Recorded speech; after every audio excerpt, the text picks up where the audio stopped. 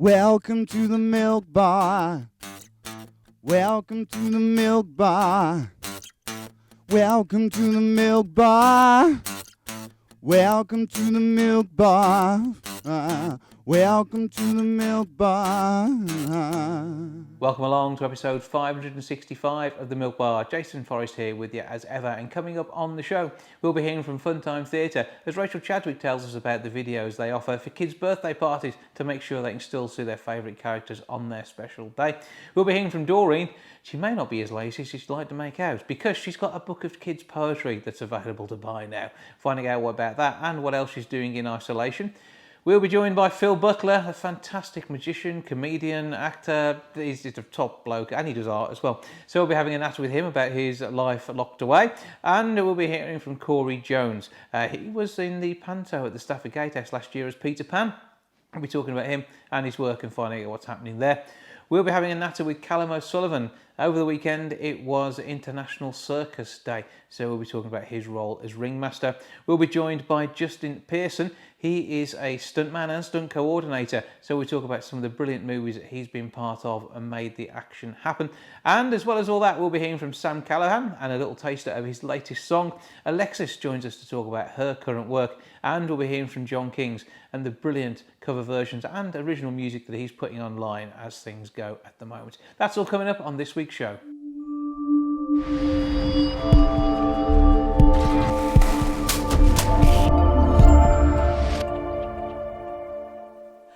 With a new book for kids, which I thought she was way too lazy to produce, Doreen Tipton is doing her thing to keep people amused.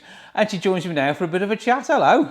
All right, Jace. How are we doing? Well, it's a bit early, ain't it, really? Before about 7, 8 p.m.'s a bit early for you, though, I think, isn't it? It is, yeah. Well, we don't know what time it's doing. We know we're self-isolating. Well, I've no idea on the time, the day, or anything. It gets really, really confusing. It's quite nice, actually. It's like your world all over for everybody. Yeah, I feel like a mole. A mole in an owl. You have been doing your bit to keep people entertained. I mean, your Radio Doreen, your isolation station, has been online and gathering hundreds of thousands of viewers, listeners, and general fans of you and your ways. And that must have been nice to get the attention, because that's what we live for. Well, it's lovely to engage, ain't it? Lovely to see how them all doing. You know, we're getting lots of nice messages coming back, nice feedback. It's lovely. You've got to keep in touch, ain't you? Well, this is it. I mean, how are you getting on with your family? Are they keeping in touch with you, or Oh, just... no, yeah. Okay, right. Yeah. We won't go there. No, we're all separated with very closed doors.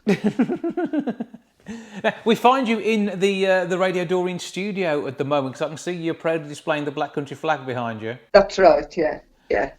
Yes, I'm in the studio. I'm ready to go. Okay, well, we'll expect more from you. But there is a kids' book out there, and I'm surprised because a lot of the stuff that I've heard you do in the past hasn't really been that sort of family friendly. No, but the thing is, Jace, is since I've been doing the pantomimes, I've got quite a big kids fan base. Yeah. So I thought I need to do something for the kids. So I got my creative head on. Ah. So I started writing a bit of poetry, and I come up with this: The the giant cheetah and other curious creatures. It already sounds good. I'm liking the picture of both you and the giant panteater on the front, and I'm impressed with your work here. In fact, I mean, is it poetry because it's like shorter than writing an entire book? That's right. It's less work. Yeah. You didn't do the drawings yourself, though. I think you may have got a bit of assistance there. No, but I helped him. You know what I mean? Yeah. He did the drawings and I coloured them in. As long as you stay inside the lines, that's what counts. So that's right. You can read it to the kids and give them a good laugh, and that's what it's all about, ain't it? We need a good laugh when we're self-isolating. Absolutely. But we need it all the time, Jace. But I think I'll do 2 for you, shall I? Okay, yeah, well, what we've done is I have got you prepared on film doing these, so you only have to do it once and don't keep doing it again then, isn't it? I suppose that's the way it's easiest for you to share your work. That's good, yeah. I'm going to do the giant pan-eater, and I'm going to do my favourite, which is the very long snake. Okay, so let's hear the giant pan-eater first, and then we'll have another little Right. chat before we get the second instalment. Beware the giant pant-eater. He wants to eat your pants. He don't care for normal food like sausage rolls or plants. He don't like spaghetti. It gets tangled up in his snout. He has to sniff confetti to help him sneeze it out. Chocolate makes him sweaty, so he'd rather do without. Cakes make him grumpy. Bananas make him swear. So the only thing he'll munch for lunch is a plate of underwear.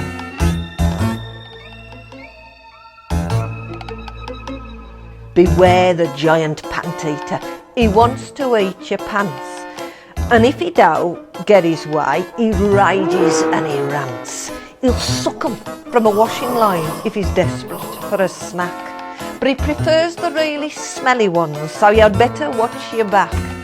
When he's out hunting undies, you'll never see him come.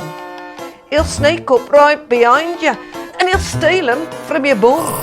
He'll swallow 'em there and then and laugh right in your face. The pant-eater's a bully, you see, a national disgrace. But there is a way to fool him and make him go away.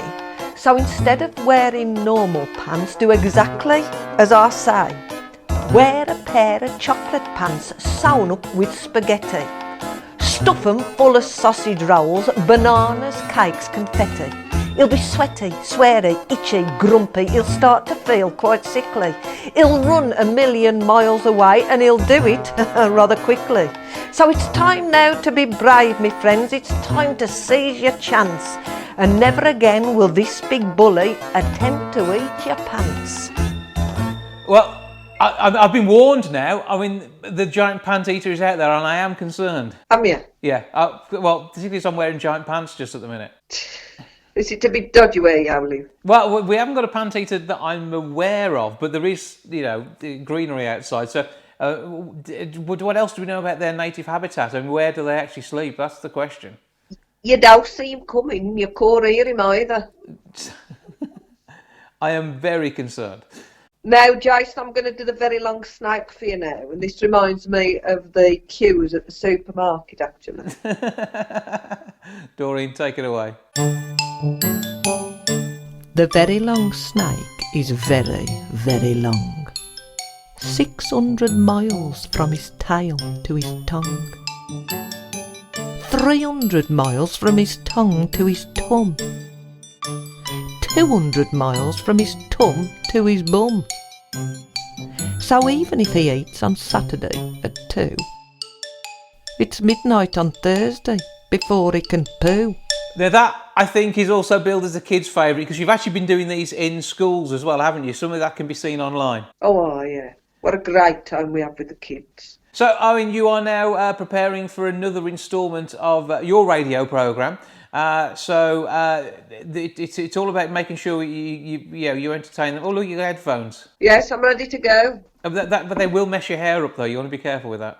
I think I'll be all right. Yeah, Yeah. So I better go then, Jace. I better start recording. You start recording. Meanwhile, where can we get the kids' book from? And, of course, how do we find Radio Doreen? DoreenForKids.com. Okay, we'll nip along there, pick up a copy. Radio Doreen is on YouTube and Facebook. It's just all you need to get you through self-isolation. Of course it is. And a bag of crisps. Crisps are always good. I'll leave you to some skips. Doreen, have a fantastic time. Always lovely to chat with you, and I look forward to hearing more from you in the future. Thank you, Jace. Stay safe.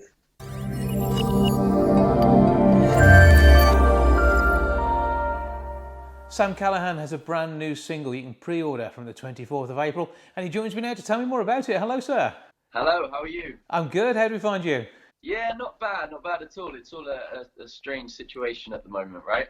Absolutely. I mean, last time we had you performing in the city was at the Bonfire in November last year, and at that point we had no idea the world was going to be as it is now, did we? Yeah, absolutely, absolutely. I was talking to someone the other day who was saying, on New Year's Eve, everyone's going, 2020, it's going to be my year.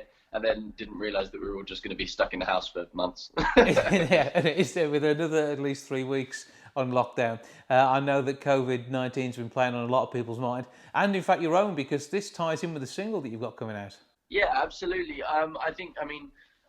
For me, I feel like it's a great time to release music. Obviously I don't like to use the word capitalise on a downer situation, but you can't all just stop. And for me, obviously with music, I have to try and keep going and adapt the same as any other artist.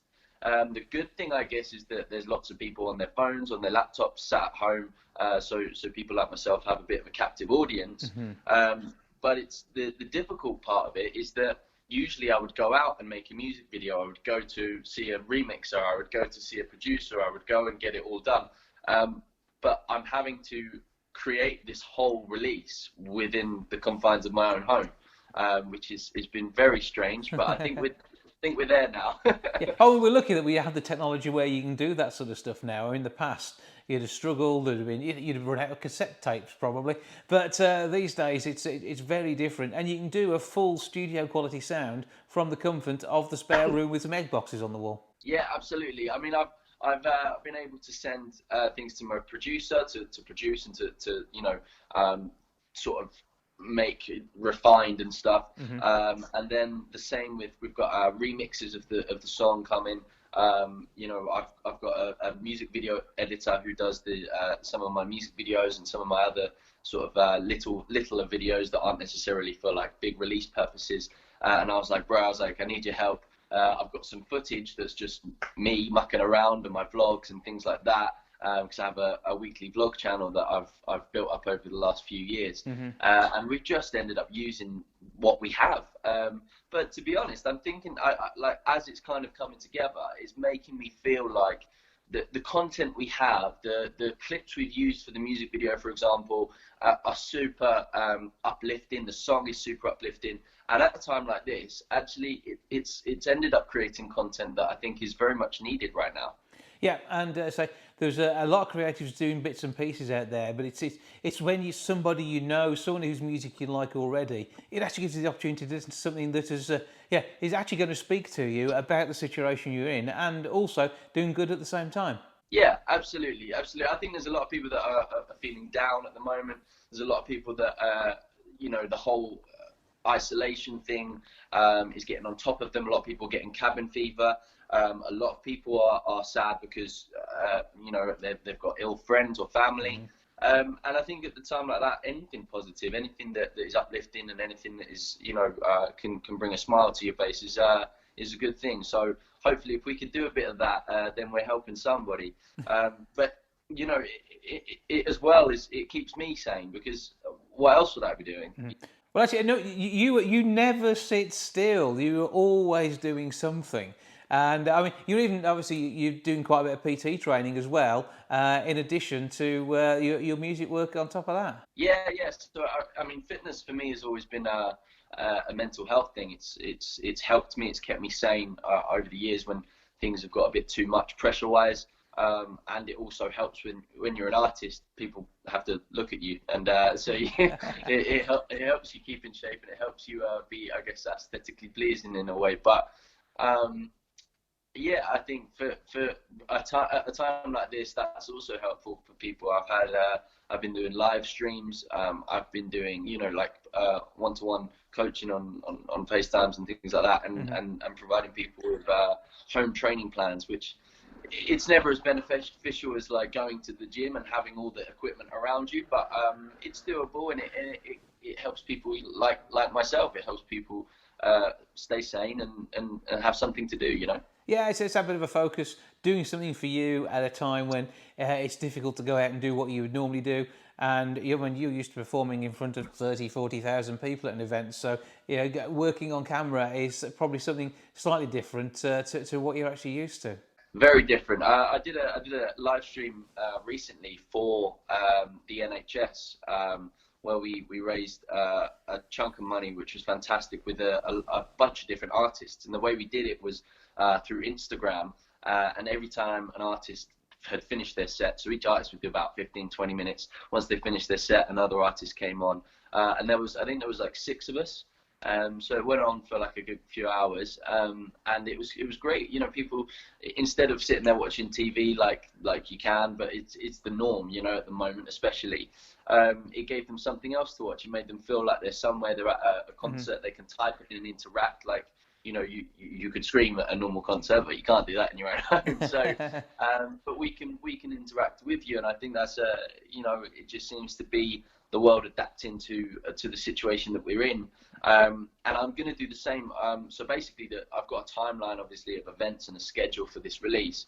And one of the things that often happens, as you'll know, with artists when they release music, is that they have a release party or a launch party. Yep. And I've organised, so basically, the song comes out on midnight. So we've got, obviously, the pre-order, like you said, is 24th of April. Yeah. And then a week later, on May the 1st, the song comes out at midnight. But at 8 p.m. that night, I'm doing a live stream release party or launch party. I've bought balloons. I've got like the lighting. I'm going to get my gigging gear out, my proper gigging gear, and yeah, make it all professional. And yeah, so people can join in. We can have a little release party. I'm going to sing the single and some other songs. And then I think the night before I'm doing a Q&A online. So we're going to, you know, I think the most important thing for me, and like you say, I never stop generally in this moment in time, is to overcome it. I'm not going to not release because I can't get out of the house, or I'm not going to stop doing this or stop doing that because the situation tells me I can't. Like, I have to, you know, obviously within the confines of the rules and stuff, you have to keep going. You have to press on. So that's what we're doing here. So your daily run that you're doing outside is, no doubt knowing you, been filmed, streamed and shared 1,000 times. So where do we go to pre-order and get the single and then follow everything else online? So my social medias is going to be plastered all over, which is great. So my Twitter is @CallahanMusic_. My Instagram is @It'sSamCallahan. And then Facebook is Sam Callahan. They've all got that little blue tick. Yeah. But most importantly, it's on all platforms, Spotify, iTunes, Apple Music, all of the usual platforms it's going to be on. But you can pre-order it from iTunes and pre-order it on a playlist on Spotify from April the 24th. And it will be fully out and ready for you to listen to whenever you like on May the 1st at midnight. But we've also got the music video, which comes out the day after the pre-order, so 25th of April. That'll be out for everybody to watch. That's on YouTube and everything else as well. And give us the title of the song. The title of the song is Something to Prove. So check it out online, pre-order it, and enjoy brand new music from Sam Callahan. Now, we've got a little bit of a taste of the video now, haven't we? So what we're about to see. So you're about to see a small clip of the music video. As I said, the music video isn't the generic kind of music video I go out, you know, out of my way and travel to go and make. We've created it from my vlogs. The song Something to Prove I've written about my girlfriend, who I've been with coming up 3 years, and about the time I met her. And so she's involved in the music video a hell of a lot. So yeah, it's just about good times that we made together and traveling and memories and stuff like that. You stayed over at mine and we were up all night doing things that we might regret. Now baby, I don't know what they've been feeding you. Gotta make it taste as damn good as you do. It's just the words you whispered and the way that you moved, the way you made me feel like I had something to prove. Nah, nah, nah, nah. Something to prove. Nah, nah, nah, nah. Something to prove. Nah, nah.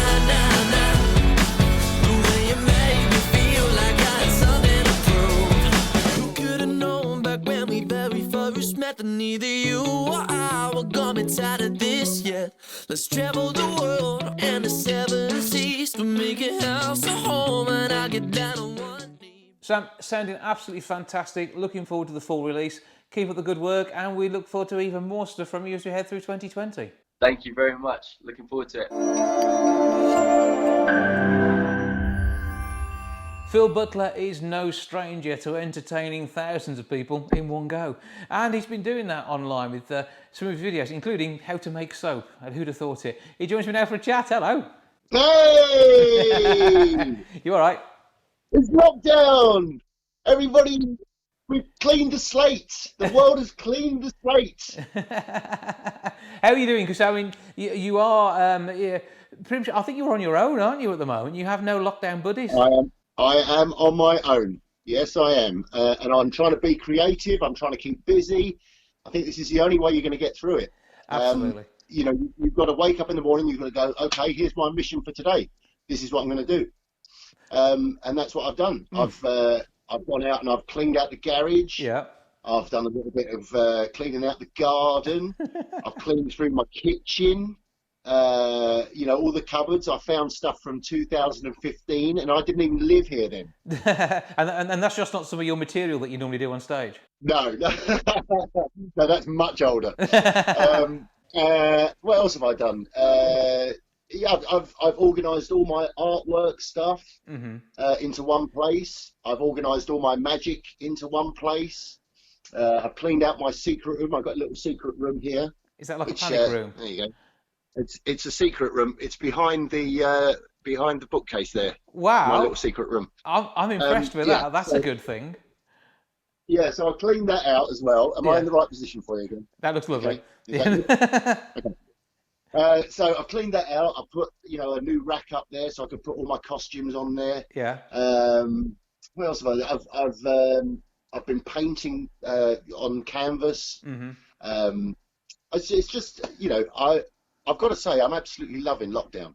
See, I think this, what people may not have realised previously and will have got the general gist of now, you are so blooming multi-talented. Whether it is the artwork, I mean, painting with light is another fantastic act I've seen you do on stage. The comedy, Well, you are hugely funny. You're an absolute top. I haven't finished bigging you up yet. The comedy, you're hugely funny. You can do things like panto, you know, and as we've already seen, you recycling soap into a whole new bar of soap. It's so Fight Club, it's unbelievable.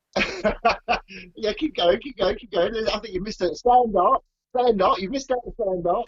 We know you for stand up, so you know that it's all just a big part of it. But I mean, you've been doing this a few years. You've honed those skills on stage in front of thousands of people. And I mean, was it last year you celebrated something like 30 years in the business? 30th anniversary in show business. Here, let me show you this. Look, okay. I don't know if you saw that. Can you see that? We can see that. That is me with me. Not even slightly freaky, but there we go. That's 30 years between those pictures, and there's a cobweb there next to it, which is very embarrassing. So, I mean, you release stuff regularly online, and there's always a taste of your work there. Everything from the likes of your sweary toys we can't actually share at the moment, through to all sorts of other brilliant stuff that That's you've not done. available anymore. That swearing toy routine is not available anywhere anymore. I think you've got to get one of my DVDs in order to see that now, because I took everything offline. There was a time when I had to change. There was a time when the comedy circuit was kind of failing and falling apart. And so I saw the writing on the wall. I thought, I've got to do something else. So all my stuff that was online at the time, stuff like swearing toys and you know, other rude things that I had online, I had to get rid of those completely and you know, cleanse myself online, because I would work for cruise lines and stuff like that. And yeah, it worked. It really worked. We did a great tour, me and Paul Zerdin. We did the All Mouth tour, and from that we did a DVD each. And I put the DVD out. Did the trailer. You know, the cruise ships saw the trailer and loved it and started booking me. Yeah, and so you've been on many a cruise of late, and is it the Celebrity Constellation who've been doing some great work with you? I've done loads of celebrity cruises. In fact, this year, in January and February, here are the places that I went to in January and February, right? Right. Singapore, Hong Kong, Vietnam, right, Sri Lanka, right?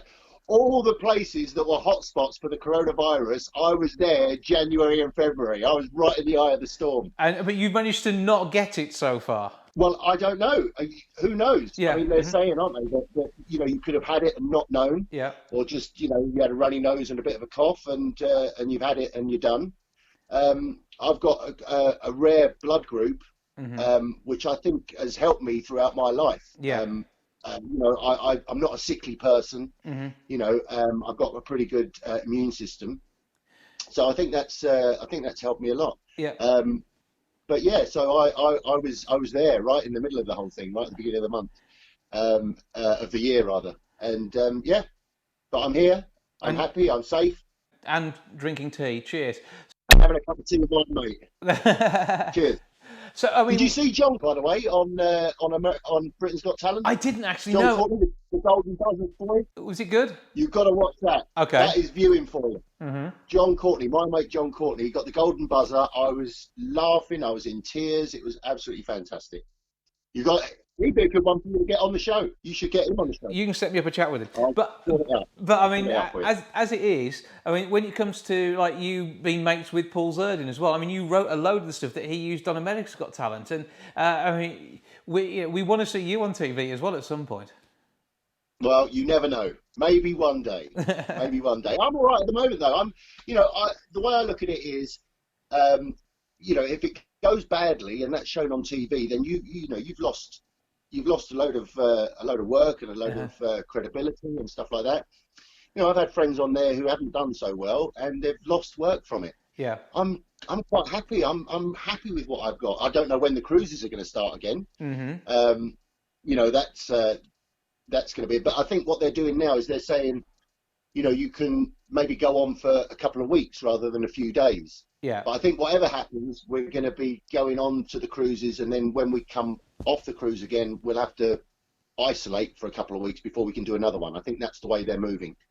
So, but if the cruises don't start up again and they don't start, booking, which they will, I think Zerdin might be doing another tour.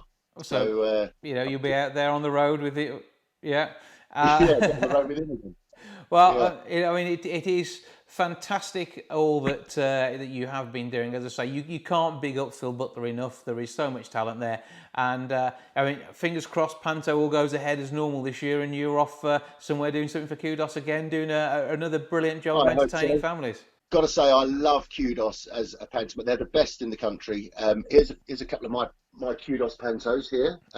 There's last year with Gok.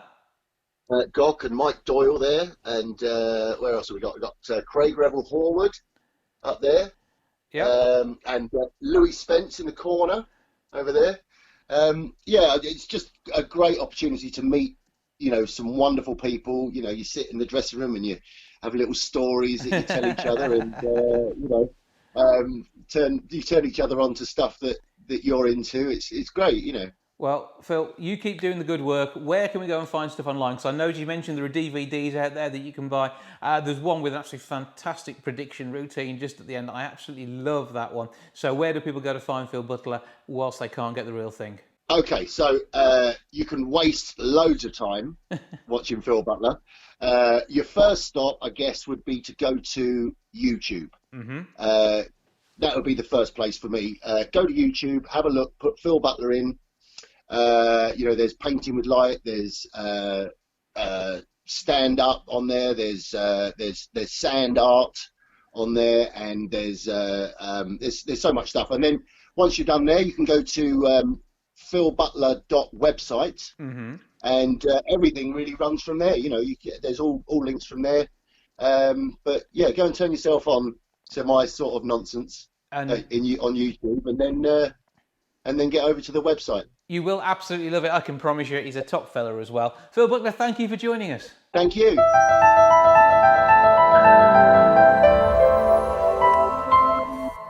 Now, Alexis is still producing some fantastic music, even though she's on lockdown at the minute, and joins me now for a bit of a chat. Hello. Hello, how are you? I'm very well. So, I mean, what's going on in your world at the moment? Because you're now living in the UAE, aren't you? Well, I'm here a lot of the time, between here and the UK, mostly. My in-laws and my family are all here. Mm-hmm. So I'm spending a lot of time here. Of course, I'm here by circumstance now for an extended period. Mm-hmm. Yeah, but you're enjoying your time out there, and I mean, it is an absolutely fantastic part of the world to live in. I've been to Abu Dhabi and to Dubai, and they're just both fantastic cities, aren't they? Yeah, I have to say the Emirates is a jewel in this region. It's just a wonderful place to live, wonderful place to visit, of course. Mm-hmm. And it's also a great place for me as an artist, as a productive person. I'm in Sharjah, which is considered the cultural center of the Emirates. Mm-hmm. And I have just found so much love here, so much love for the music, so much love for the artistry. And surprisingly, And it produces such a wonderful backdrop for your music videos as well. Yes, absolutely. I released my most recent projects from here and done a lot of promotion within the region, within MENA, the Middle East, North Africa. And it has been wonderful. I'm working with Universal. I'm signed to Universal. Mm-hmm. And I've been working through the Universal offices here in Dubai. And they have been nothing but loving and warm and supportive and encouraging for this girl who's doing pop R&B music. So I mean, yeah, that is where your music sits. But I mean, it's just so accessible, and I mean, a fantastic sound, and it's just such a joy to hear some fresh new music. Thank you so much. I'm trying my very best to just keep productive and keep creating and following my heart. Mm-hmm. In the music. It is so challenging, especially in the industry now, where you are kind of guided to follow the trends or mm-hmm. try to reinvent the wheel. I have to say, with the team that I have at Universal and with my management team, they have just allowed me to do what I feel. And I don't think an artist can have any greater gift than the freedom to experiment, to grow, to expand, and to just live within your artistry. And I found that here. So when you're coming to putting the music together and laying the tracks down, who are you working with musically? Because I assume you like to keep the same team around you to keep the sound tight. Yeah. I'm a bit of a control freak. But I'm very loyal to the group of musicians that I've been working with over the past 10 plus years. I've worked with Ivan Carvin out of the US. They've done wonderful work with everybody from Erykah Badu, Jill Scott, Musiq Soulchild, Vivian Scott, India Ari. We worked on a song called Love Will together, which is an up-tempo Philly soul type song. Mm-hmm. And I think it's very timely right now, I think, because of circumstances. And also too, it's just a feel-good song. And I worked with Jake Ridley out of the UK. Jake Ridley has done great work with his drum and bass, and also to work with Christina Aguilera, mm-hmm. and a lot of film scoring. I've been doing a lot of film scoring and scoring for television shows out of Canada and the US recently. And so we've been able to, marry our talents and come up with some good music and good production work. And also Adrian Hernandez out of Spain. So he's a new element to my team, mm-hmm. but it's been wonderful. I mean, working with him, he's this musical savant. There's very little, just very kind of quiet and introverted, but you put him behind the console or give him a guitar and he comes to life with creativity and ideas. And so working together with this crew of people has been tremendous. And I'm blessed for this. And do you think that they're now taking over sort of like the family influences and your growing up influences musically, and you've really turned it into very much your own product now, haven't you? Yeah, I've always tried to march to the beat of my own drum. Mm-hmm. No matter how far I go, and no matter who knows me or not, or knows anything about the history, it's amazing that I get almost the same kind of commentary about people when they hear the voice or they hear the inflections and have you. So, I mean, I have to accept that, my roots they run deep. And this tree definitely, grows very, very, very, very true to form. But at the same time, too, as a writer, as a producer, as a child of the 90s, 80s, 90s, I bring to the table a lot of influences. And I would like to be able to have the freedom to reflect that in the music, or have that reflected in the music. And this is who I am. It's true to who I am. I'm having a great time doing this.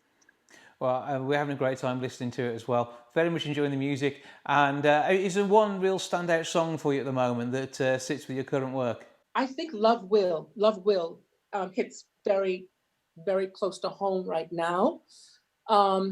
They're all special because I put together an album of material that reflected where I was at the time, and to some extent where I am right now. But Love Will is that feel-good song for me. The other, I think, would have to be the ballad Unapologetic. Unapologetic was actually the song that started this entire album project. It's a very pared down ballad with an unconventional song structure, but it's pure, it's honest.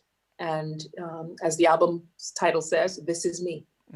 And I hope that people will enjoy it and gravitate to the music and find their own gems among the project, because there's everything from a little bluegrass number we did live, because I tend to warm up with the band and we do silly things. And I'm not a bluegrass singer or musician, but we decided we just do this improv with a bluegrass song, and it's called Coming On Home. And so it's all ad lib on there.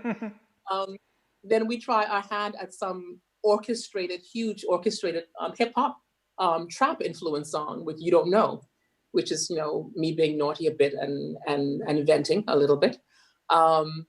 But there's a range of songs, and I think there are jewels that can resonate with almost anybody, because the themes are human and universal. And the music itself, is the language we all speak. So I'm sure individuals will find their own favorites among the two. But for me, right now in this moment, it's Unapologetic, the ballad, and Love Will. Well, Alexis, always absolutely fantastic to speak to you. Thank you for joining us. Keep up the good work, and we're going to enjoy this project and know there'll be much more to come in the coming years. Thank you for joining us. Oh, thank you for having me. Thank you. And stay safe, stay at home until they let you out. Okay. All right.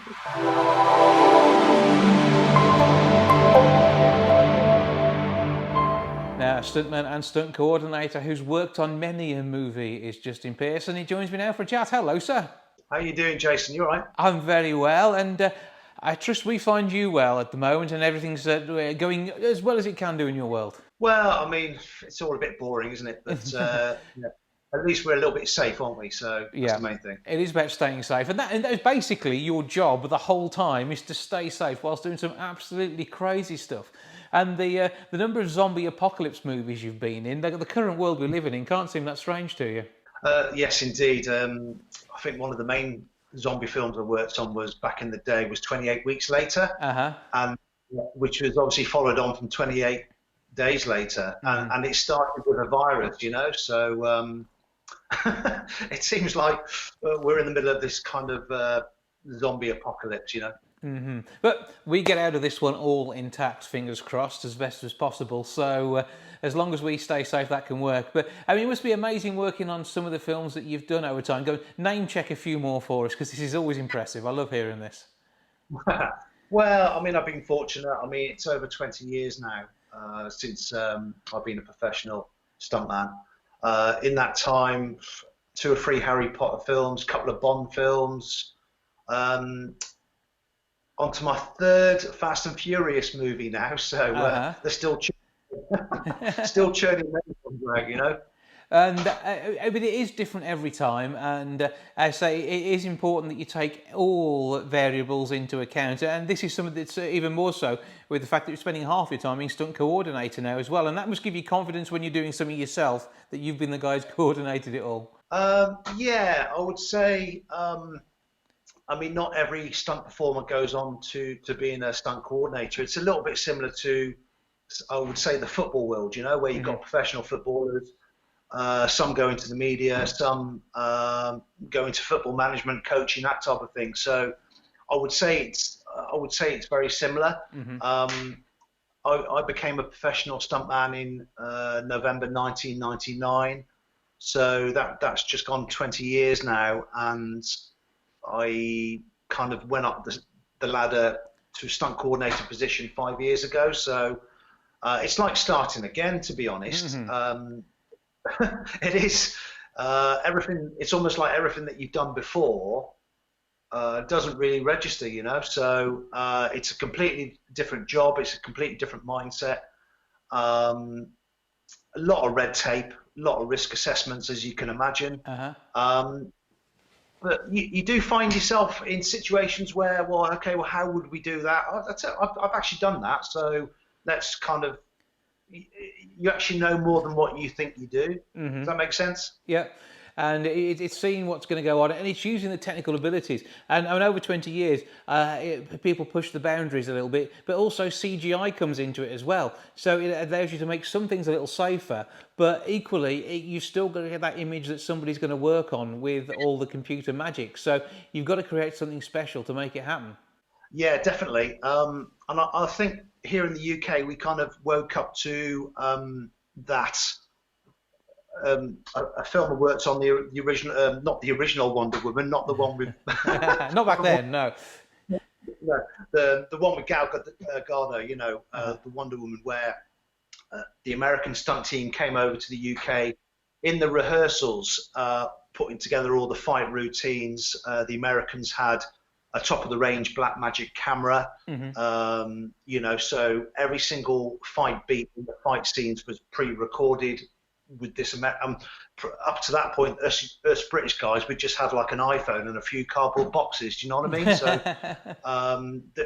the pre-visualization, pre-vis now is very important to get everything locked in, and exactly how we rehearsed the Wonder Woman fights was exactly how it was shot on the day.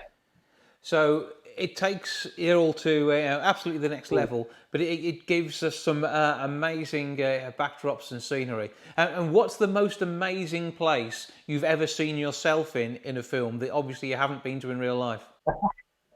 I'd say Pirates of the Caribbean 4 on Stranger Tides. I was in we called it the Fountain of Youth scene, which is the finale to the film, where pirates are fighting sailors and you've got Johnny Depp in there. That was supposed to be some faraway land, you know, probably somewhere in the Caribbean, something like that, but it was the soundstage at Pinewood Studios, you know. So, we were in there.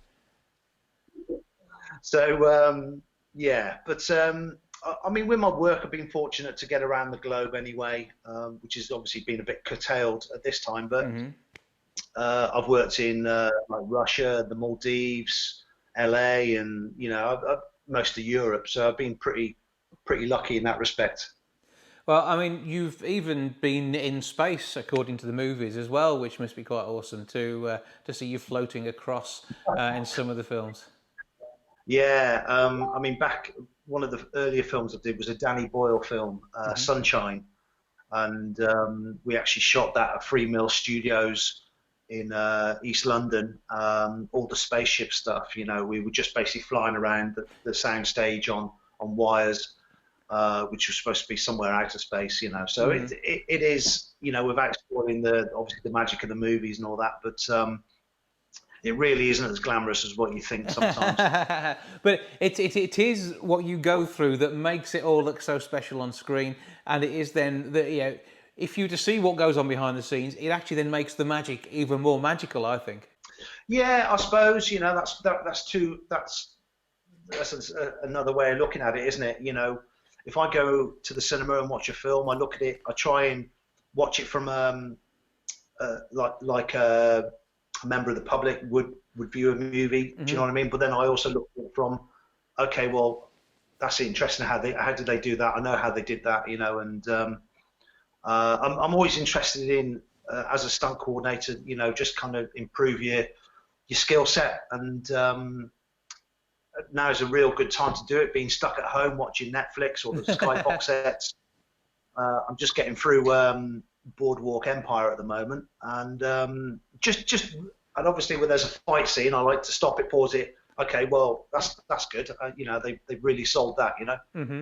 And all that helps in what you think about when you're putting some together for a massive project in the not too distant future. Well, we will continue to look for your name in the credits of the movies in more than one role, both stunts and stunt coordinator, and we look forward to seeing more of your work. But in the main part, not realising it, as The Fall Guy was one of my favourite shows back in the 80s, with Lee Majors doing his thing as a stuntman. The unknown stuntman, unfortunately, is the way it goes unless you are an anorak and read all the credits. But without you, the films just wouldn't happen, would they? No, and I'm actually bringing out my autobiography this year, so it's virtually written. Just kind of talks about my life from being a kid, getting into it, and all that. So I'll get you a copy over. Absolutely. As soon as that's out, we'll talk more about that one, and you can share a few of your anecdotes. Where do we go to find out more about you online and see when this is released? The website is pearsonstunts.com. One of the best websites, really, as you know, probably to get all your information is imdb.com. As a stunt performer, stuntman, and probably every other department in the industry, you know, from catering, caterers, costume, makeup, you know, everybody kind of lists all their projects on there, past and present. So, yeah, pearsonstunts.com, IMDb. I think what we ought to do as well is get the list off IMDb and then try and spot you in films and kind of have a Justin Pearson bingo game and see how many times we can actually catch you. Half of those you'd blink and miss, and I tell you, but I think at the time, one of my favourite scenes we shot that's come out really well is the Tom Hardy movie Legend. As you know, Tom Hardy plays both of the Cray twins, and they have a fight with the Richardson gang in this old London boozer, and it was really good fun. I was part of that, and Tom was a good guy to work with, and heavily featured in that, and it's come out really well, that film, to be honest. So but half the time, you know, you're doubling actors. As a stunt performer, you're either doubling actors or you're playing yourself. And if I see a film and there's a load of stunt guys in it, I just know they're going to get horrendously killed in some way. It's almost like wearing the red tunic in Star Trek. You know who's going to go. Exactly, yes. Yeah. Well, absolutely fantastic to speak to you. I'm looking forward to the autobiography already because there will be some amazing tales in there. Meanwhile, look out for this man in the movies. Catch him if you can. But for now, Justin Pearson, thank you for joining us. Thank you. Cheers.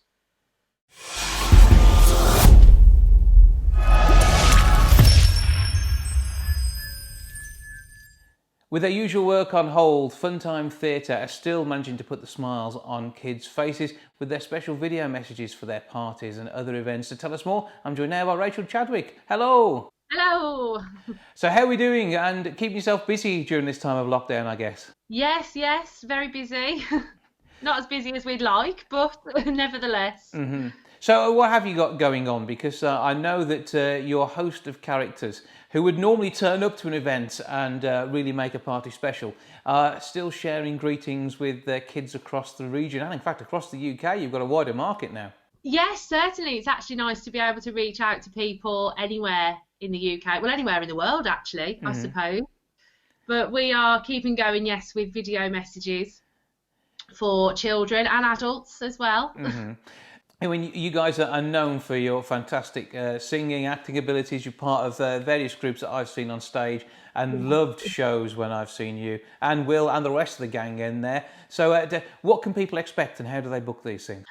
So it's a completely personal message. It's recorded live, so we can say anything that you like. It can be for a birthday. We know so many children have had their birthday parties cancelled and obviously they can't even see friends or relatives.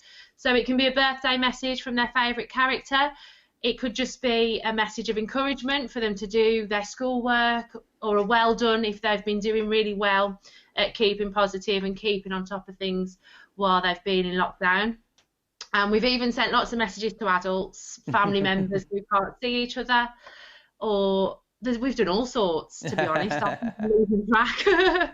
But I mean, it is about having a bit of fun, and you guys, I say, are used to getting the party started. And whether it is getting people to get up and dance and move, you can still ask them to do that in the videos. That will work.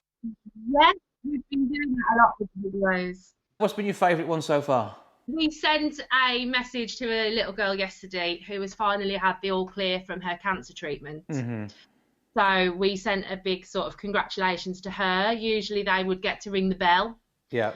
To signify the end of their treatment, which she hasn't been able to do. So she was a bit disappointed, but she had Princess Belle send her a lovely message to say well done. Mm-hmm.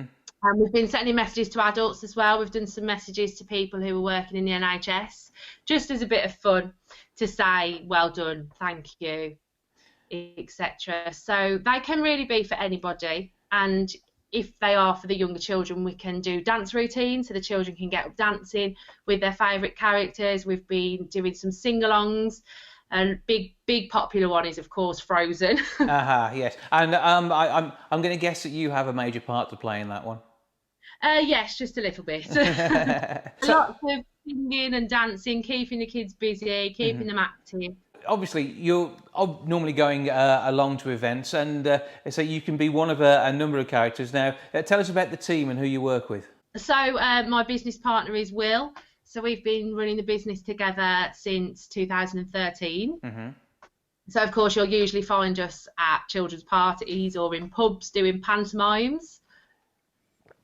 And then we've got a whole host of other people that help us out at large events. I'm sure you've seen us doing local parades in Stourbridge. We help out a lot with the Mary Stevens Hospice. Mm-hmm. So you can often find the whole of the gang at their events as well. So we're very lucky, as you said, we're both very theatrical, usually on stage. So we've got many theatrical friends and family who like to help us out. Any excuse to dress up as a princess. Well, and this is it, and that's just Will. So, you know, actually, when he does Woody from Toy Story, absolutely brilliant. And he doesn't half look the part, doesn't he? Yes, he does actually, which is quite lucky. And I get to dance around as Buzz next to him, a bit less glamorous. Mm-hmm. Are you missing the whole gang getting together? Because it must be great fun, the buzz you get when you're actually doing a party like that.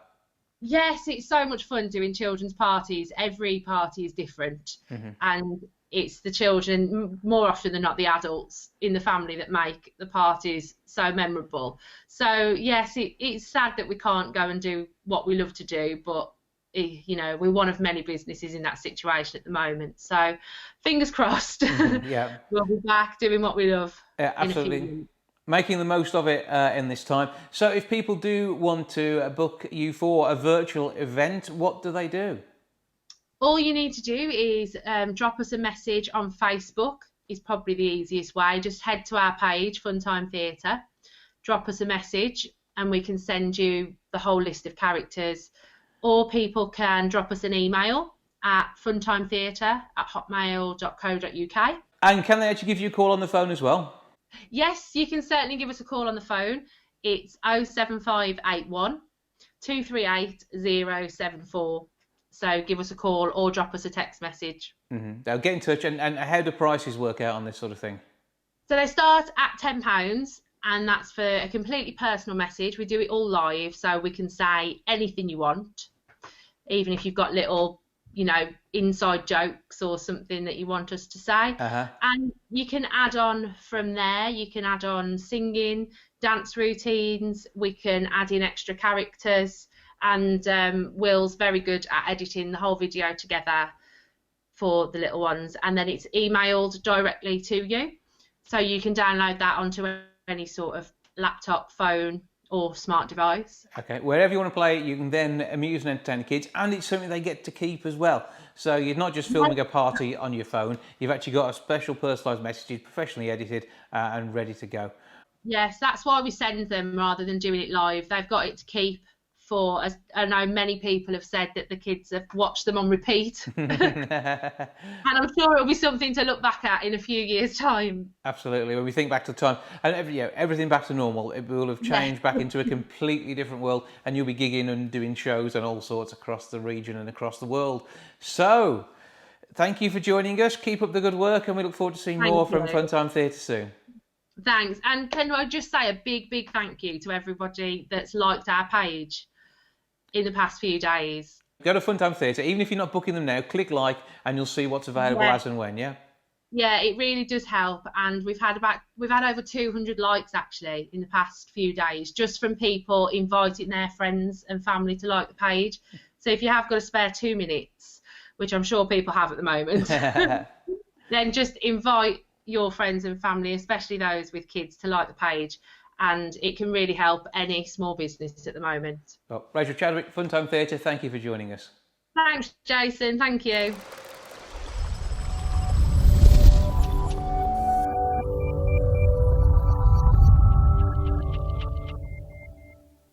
John King has been continuing to amuse and entertain the masses with his music work online. He joins me now for a bit of a chat. Hello, sir.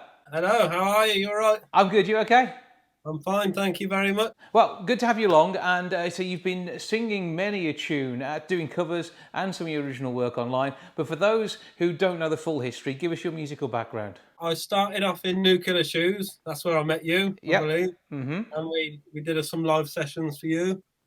Then we did some pretty good stuff, actually. We went on tour with Brad, which was a member of Pearl Jam, Adamant, and many more. And then we became Shoes for a brief moment. And then we became UK Feds and continued to tour with Adamant. And I had a couple of years out, and now I'm back now to have another go. Well, yeah, I mean, sometimes it's worthwhile taking a bit of a break creatively. And you've been, as I say, doing some work on your own. We're going to hear one of your cover versions a little bit later on. But,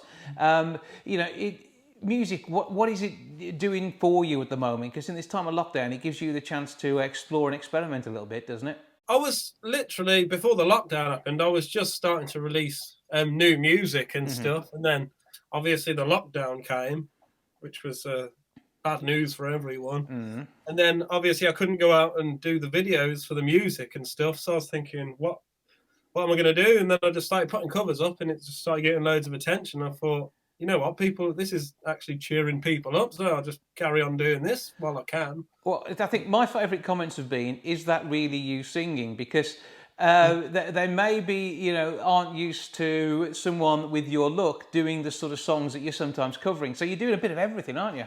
Yeah, well, that's it, yeah.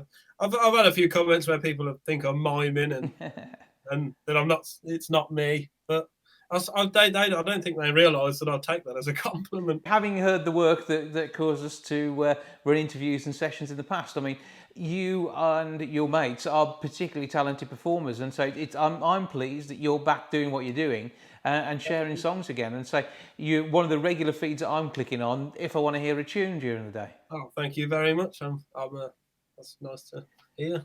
So, I mean, when it comes down to your original stuff at the moment, what is it we've got there, and how do we find all that online? Well, I had the problem because when I was off for a few years, I just sat around waiting for things to happen, which is the wrong thing to do. And then I was always looking in the past, and I was making stuff, and it just weren't doing it for me.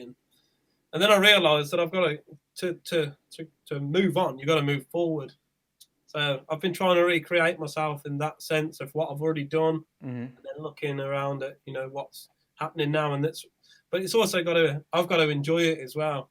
I don't want to do something that I don't like. Yeah. So I'm trying. I seem to be doing all right in it at the minute. And so, what music are you performing? How are you doing it? Because I noticed we've got drums behind you. I thought you would. I'm always seeing you with a guitar in your hand. Well, I've been doing a lot of the Police stuff because obviously I sound very similar. So I've been playing a lot of bass as well, learning that. And the drum kit behind me, that's pretty much, I can plug it into my computer and play the drums on stuff. But I've got to admit, I can play the drums, but I'm not the best in the world on a drum kit. But that's where editing comes in. You can do anything if you can edit it, can't you? Yeah, that's it. Well, with my editing powers, I can sound very good. Okay, so when it comes to the original songs then, what genre would you think you'd sit into at the moment? I've kind of gone... I looked at what was in the charts, and I looked at what I was doing, because rock and roll there's such a big gap in the market, but it's just not happening.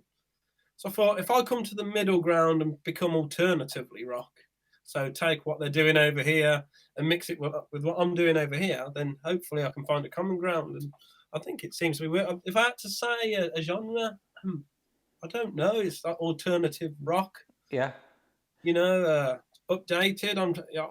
In my mind, I think I'm just trying to recreate a bit of rock and roll and bring back a bit of that. But it's very hard at the minute because there isn't much to go by for people to listen to. But if you can make yourself happy with the music you're playing, you know that others like you are going to enjoy it as well. And I've seen a few little music video clips that you put out just before all this started. So you had actually managed to get something in the can at least. Yeah, they are actually out. I've been working with my friend Liam, who I grew up with. He's got a channel called Studio 45, which is doing pretty good actually at the minute. Posted a couple of videos on there and they went down pretty well. I think the second one was a bit rappy. You will turn your hand to anything though. Yes, I will have a go at anything, But the good thing about this lockdown is it's shown me what people really love about what I'm, So say if I did for instance, I did a Queen song, everyone went mad for it. But if I do Police, everyone loves it. So I'm figuring out that if I kind of take what they've done, make it my own, and mix it with what's going on, I think I might have something there. Okay, well, we'll do that as we listen to your cover now. What are we going to hear? A piano version of Every Breath You Take by the Police. So this is your own take on it. Again, you've done something slightly different. And what was you thinking behind this when you came to do it? Well, I had so many requests to do songs for people, and there was a woman whose husband was on a ventilator, and so I did it for them, really, and all the people that are suffering, really, to try and cheer them up a bit. Okay, well, let's take a listen to that, and we'll catch up and get your online details after this.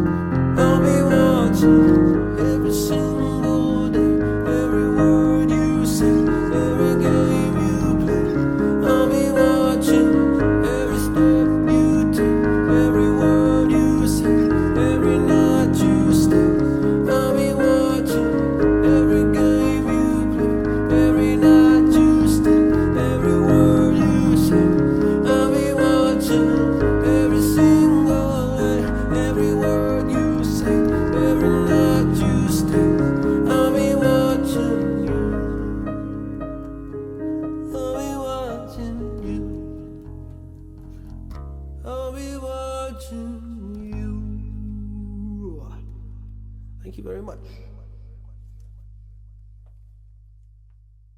Stay safe. John, fantastic stuff, sounding amazing. Where can people go to find you online to get all of your music, both your own stuff and these covers you're doing at the moment?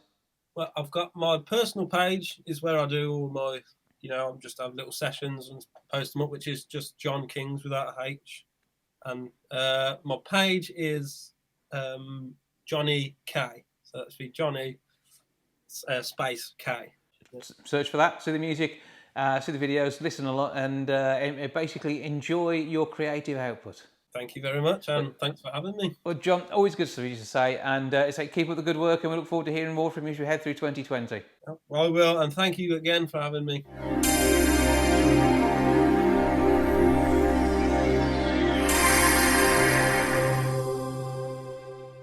Corey Jones was in the area when he was over at Stafford Gatehouse at Christmas being Peter Pan. He now joins me from his native Wales. Hello, sir. Hello. How are we doing? Yeah, good, thank you. Good. How are you? I'm very well, thank you. And you're getting more time off than anticipated, because normally you'd be preparing for a busy summer season. Last year, you were in the region being Pinocchio. This year, we don't know what's happening yet, do we? No, unfortunately not. And I know everybody's in the same situation.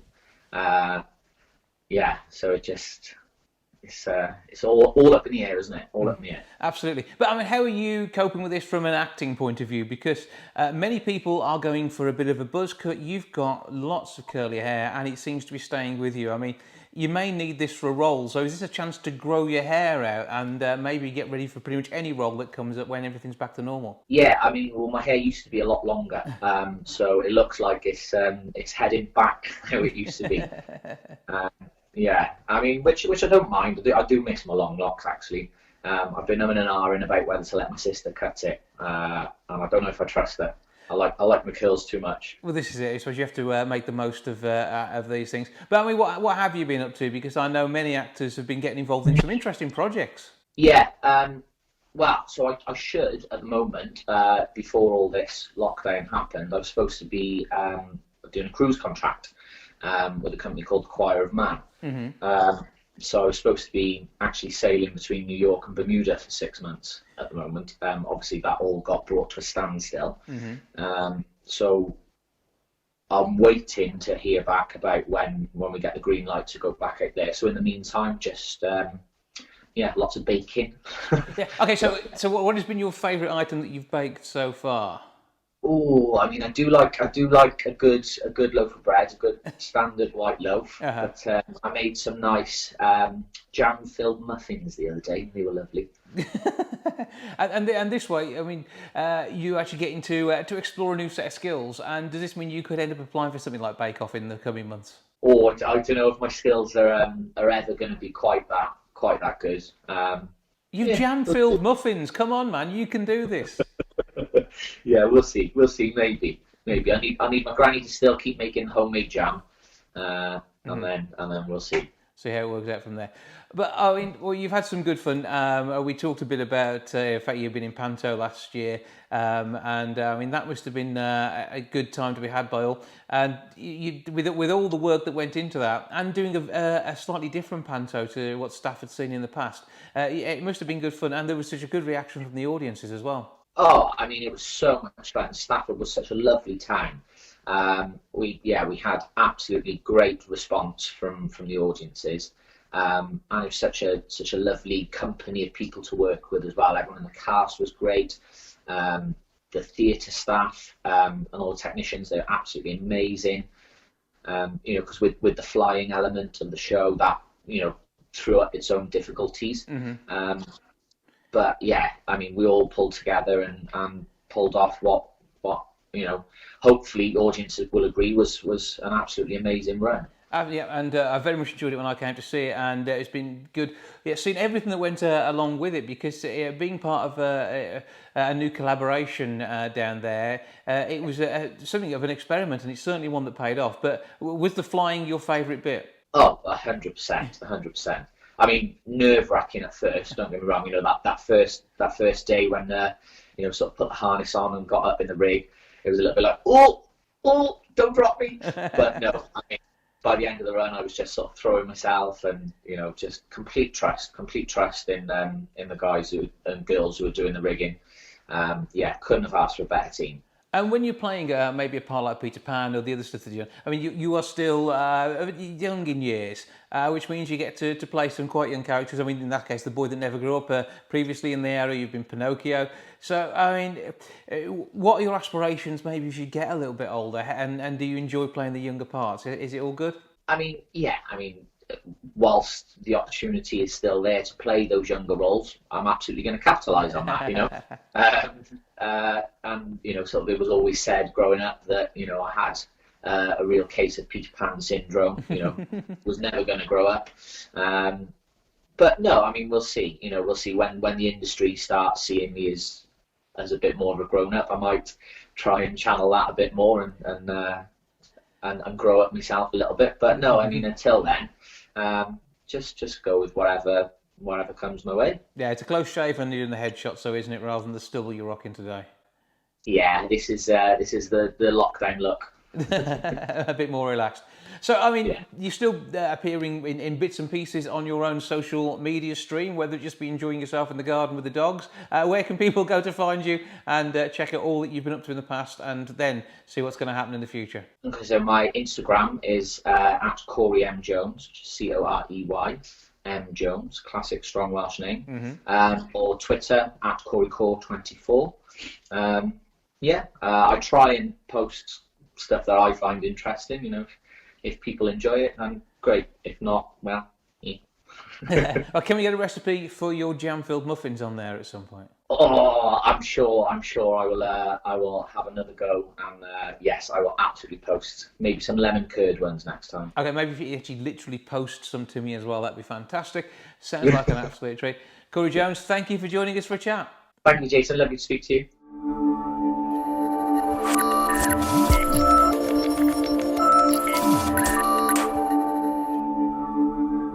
Callum O'Sullivan has worked in the worlds of theatre, drag and circus, and with World Circus Day over the weekend, I thought it was about time we had to catch up in a natter. Hello sir, how are you doing? I'm not too bad, how are you? Oh, getting by, thank you. And during your time in lockdown, I know you've been sharing a load of videos with people, whereas normally at this point in the year, you'd be about to head off on tour and spend some time in the big top. I know, yeah, usually I'm either in Ireland or I'm here in the UK touring, the UK up and down. Touring theatres, touring in a circus tent, just anyone who will take me. So what are your main set of circus skills that you normally share? So usually I'm the ringmaster, so I usually host the show, but I also do a lot of the publicity. So I organise the show, I do all the publicity for the show, I manage the show sometimes. And over the past 2 years or so, I've seen the circus sort of change a little bit with the recent ban of wild animals being used, such as like zebras and camels and lions and stuff like that have been totally banned in the UK as of this year. And 2 circuses in the UK have come into massive effect with that and have worked on a show where there has been animals before. So usually, I'm quite a busy person, but obviously with the lockdown, it's quite relaxed at the moment. So something of a change of pace for you, but say it's not stopping you talking to your public, as it were. But I mean, you've done that in several personas, as you say, being a ringmaster in the circus. Now that is an absolutely massively important part of the whole evening, because I know we're going to see people on the high wire and all the amazing skills and acts that they share, but without you holding it together and very often basically being the stooge to the clown who will often work with the crowd, the whole night doesn't work, does it? I mean, it's without the ringmaster, there is sort of no show really. He's the person that glues the show together. He's the person that you see, before all the acts are on. He sort of welcomes you to the tent and just makes you feel welcome, really. And I think the role over the past year or so has brought so much of me out of it. I mean, like you said earlier, I've been a drag queen, I've been a singer, done the world of theatre, and going into circus was quite quite weird at first. It was a bit scary, and I had to interact with children and stuff like that. And obviously, being a drag queen and stuff like that, usually don't interact with children. Usually, quite a how can I say, quite an erotic bunch of people. The drag show. So yeah, it's really different, and I think being that role as well, it's more, you have to be mature with it. You know, you have to know a line. So if you make jokes and whatnot, you have to know a line between, is that family friendly? Is it not? You know, usually I joke with the adults and then I throw a few jokes in for the kids. But it's all about making people smile, and I think that's why a lot of people go to the circus nowadays. Absolutely. And who has been your favourite act to introduce over your time there? My near dear friend Talia, I'll give her a shout out. She does silks and she does courtelies, which is the rope which spins around. She's currently in Austria. I'm so jealous. She's stuck in Austria on a show out there now, doing trapeze over there, and by far a brilliant girl to work with, so professional, and you know, one of my favourite shows to be on was Circus Cibola, which was my show last year during the summer in Ireland. They're a massive, you know, they're one of Ireland's largest shows. They are a brilliant show. They use horses. They show that traditional circus with the modern circus, and yeah, it just had a really, really good vibe to it, I think. And if you could do one act in the circus ring, what would it be? I like the job I've already got. You're happy with that, yeah? Yeah, I'm really happy with the role of the ringmaster. It's something that just makes me, just show me for who I am. I don't think I could do all the crazy acts that the other people obviously do, all the, you know, the daredevil stuff. I just don't think I could ever really be that. I think I'd be true to myself and stick to where my roots are from, sort of theatre and stuff like that, and yeah, just sort of enjoy that really. So yeah. And with the clowns that you've worked with as well, obviously they have to keep their shows fresh. I mean, you're very often probably ad-libbing and throwing humour in based on the situation you see around you, and that, again, it's another massive part of your skill set. But when it comes down to that sort of thing, are you working with them sometimes on the writing to allow the interaction with Ringmaster to work? So usually, I work quite well with the bosses and stuff like that. You know, I sort of direct the show, and I sort of give pointers wherever's needed. If I've got a cool idea, I usually share that with the cast and creative team. So yeah, like, as the ringmaster, it's my job to sort of oversee everything. Once that show begins, it's like a stage manager for the theatre. Once that show begins, it's my show. You know, it's my responsibility, and I have so much responsibility to take on. I'm quite young still. You know, I'm nearly 21, and to be and have experienced this job at a very, very young age, and to have travelled quite well at a very young age is quite an achievement, to be honest. No, absolutely, and I know you enjoy your dressing up. We've seen that from both your drag work, but also in the ringmaster's outfit as well. And again, it's about having that look, and you've got to command the respect, haven't you? Yeah, you've got to have that respect for yourself, and also to have respect for other people. Because if you don't have respect for yourself, then you're not really going to love anyone else, really. Yeah, you know, it's a case of just loving your job and waking up wanting to do it. I mean, if you never really woke up in the morning thinking, oh God, another day in the office sort of thing, then you really ain't going to enjoy it. It's a hard industry. I mean, I'm not saying it's easy. It certainly isn't. I mean, it's very, very demanding with the hours. You know, you have to get in with the build up, the pull down. You know, you have to really have some sort of muscle to sort of do it. I mean, usually I just fail. I just chuck the poles here, there, and everywhere. But you know, yeah. I mean, I like to bring some joy to a show. You know, if I come to a show where, you know, not many people are getting on, I usually come and just sprinkle a bit of, you know, my glitter here, there, and everywhere, and you know, I like to put a smile on people's faces, and that's what I've done for so many years now. So yeah, you know, but that's what I love doing. You know, I love putting a smile on people's faces and making people want to come back. You know, and when I see familiar faces returning, that makes me think, okay, I've done a really, really good job here, and I've made them feel welcome. And yeah. And it is part of that run, because you will get families who will want to come 2, possibly 3 times to see a show. Once they've got the bug for circus, it is one of those where you just want to keep coming back, isn't it? Yeah, I mean, a lot of people, if it's a really, really good show, I mean, like Circus Extreme is a show to go and see. It's a daredevil type of show. It's one of the UK's largest shows, and also Planet Circus. They have quite a good program as well each year. People go and see those shows because they know they're going to have fun. It's never the same show all the time. It's like with live theatre. Okay, you've got your same script, you've got your same dialogue and stuff like that, but you have to bring something new to the plate each time, and you have to give all you've got each time, because if someone's returning and they go, oh god, the same old show again, you know, but with me, it's they come again, and I just add some joy to it again, you know. I've seen some ringmasters and they just stand there, you know, welcome to the show. But me, I really go for it. I love to show people, you know, my inner personality, and I show that with everybody from the second they take their seats right to the second they leave.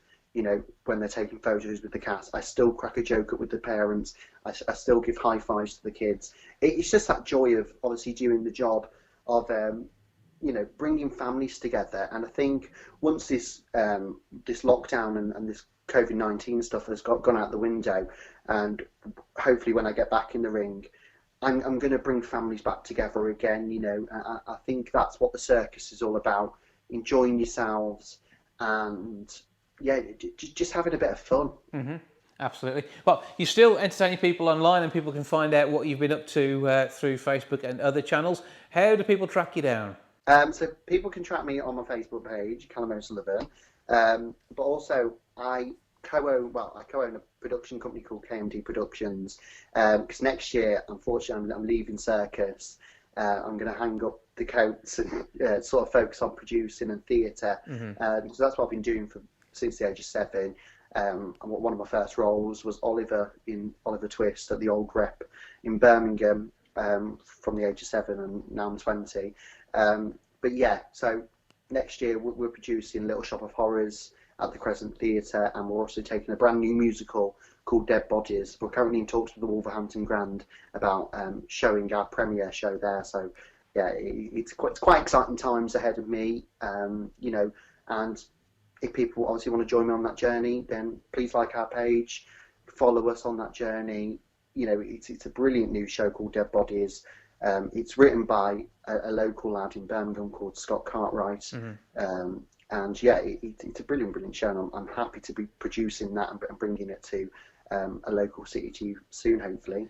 Well, fingers crossed. Hopefully it will come together on that one. I suppose at that point, then I should say break a leg, as well as good luck with everything that you're running. And yeah, thank you for joining us, Callum O'Sullivan. Thank you.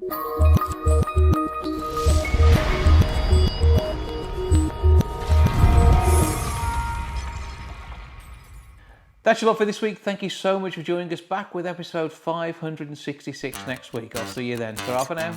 Goodbye from the milk bar. Goodbye from the milk bar. Goodbye from the milk bar. Goodbye from the milk bar. Yeah. Goodbye from the milk bar. Yeah.